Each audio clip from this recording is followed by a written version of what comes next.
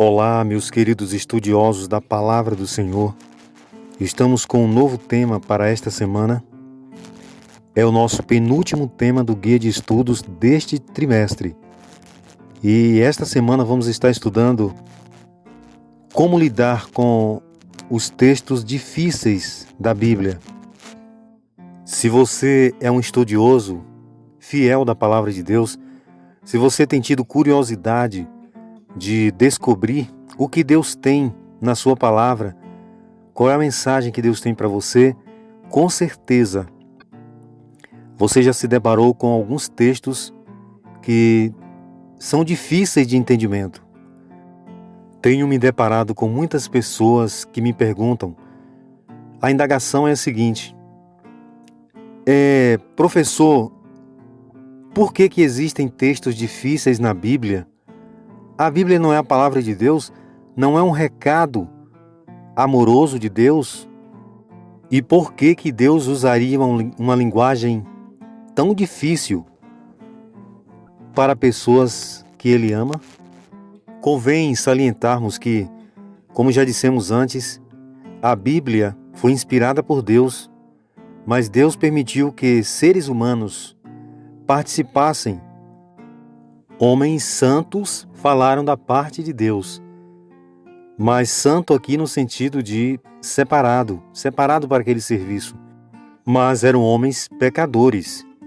Um outro agravante também é que a Bíblia não foi escrita numa linguagem universal. A Bíblia foi traduzida para muitos idiomas, inclusive nos idiomas originais da Bíblia. O grego, por exemplo, quando você vai traduzir para o português, você não encontra palavras, você não encontra o significado daquela palavra em grego, porque não existe em outra língua. Há o fato também de que não era para existir tantos idiomas, era para o mundo inteiro falar a mesma língua. Tudo isso veio da Torre de Babel. Quando nós lemos lá em Gênesis, nós vimos que os homens queriam construir uma torre, liderados por Nimrod, para afrontar o próprio Deus. E aí eles foram castigados e foi cada um para um lado com um idioma diferente. Ou seja, se o mundo inteiro falasse apenas um idioma, não havia necessidade de traduzir a Bíblia para tantas línguas diferentes. E existem também os variantes, os dialetos. Talvez todos esses entraves ao longo da história e principalmente a participação do ser humano pecaminoso contribuiu para a existência destes textos difíceis da palavra de Deus. E talvez os textos mais fáceis sejam de fato os textos mais difíceis. Por exemplo, João 5,39. Quando lemos esse texto, vimos que Jesus está exortando os judeus em relação a como eles compreendem a vinda do Messias e o seu papel como Salvador, como Cordeiro de Deus, que tira o pecado do mundo. E o texto diz: examinai as Escrituras, porque julgais ter nelas a vida eterna. Quando Jesus está dizendo isso, ele não está aconselhando que as pessoas têm que ler a Bíblia para encontrar a vida eterna. Haja visto que Jesus é a favor da leitura da Bíblia. Mas naquele momento, o que o versículo está querendo dizer é que os judeus liam a Bíblia e julgavam que por isso tinham a vida eterna. Mas Jesus Cristo disse: eu estou aqui, sou o Messias, a Bíblia testifica de mim e vocês não estão entendendo o meu ministério. Ou seja, Jesus estava dizendo: vocês estão lendo a Bíblia, dizendo que estão encontrando a vida eterna, e a vida sou eu, ela testifica de mim, e vocês não estão entendendo.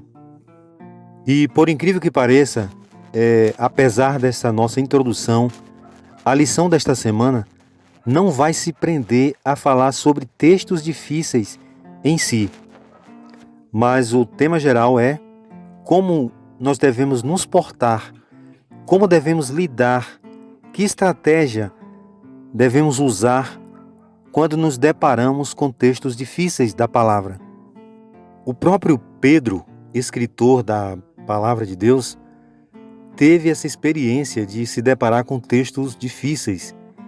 Quando ele leu as cartas do apóstolo Paulo, Pedro chegou a dizer: Paulo, você escreve tão difícil que os indoutos torcem para sua própria destruição. 2 Pedro 3,16.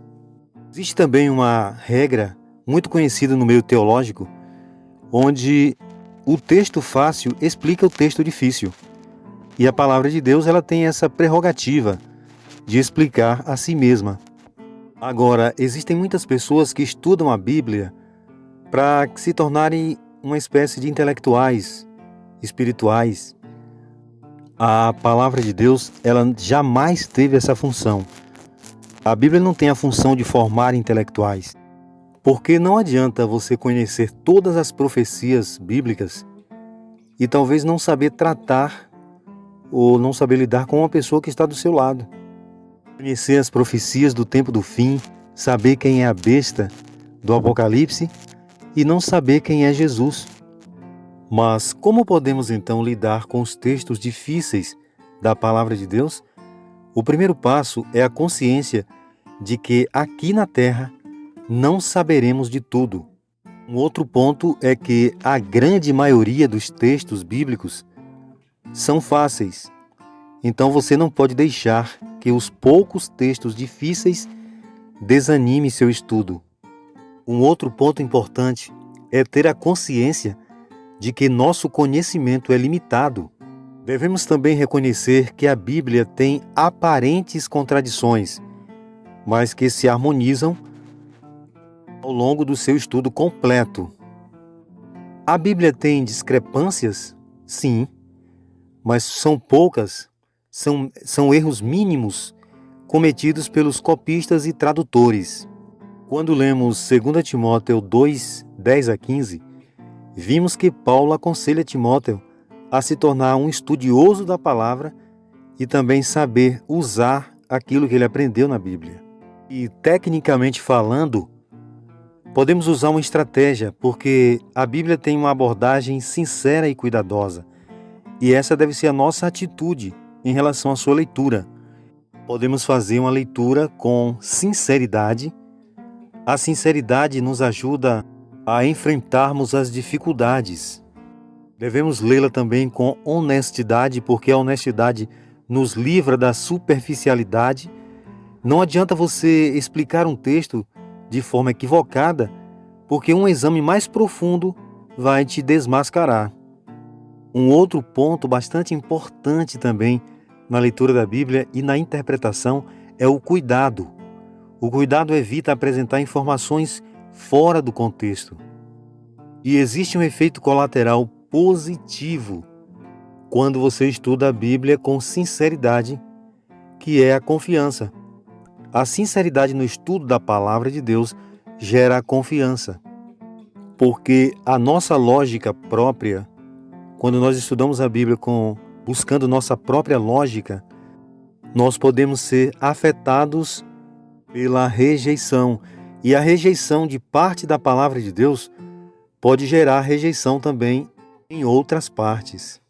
Ainda no estudo desta semana, vamos considerar a importância de uma abordagem humilde, da determinação e paciência e, sobretudo, do espírito de oração.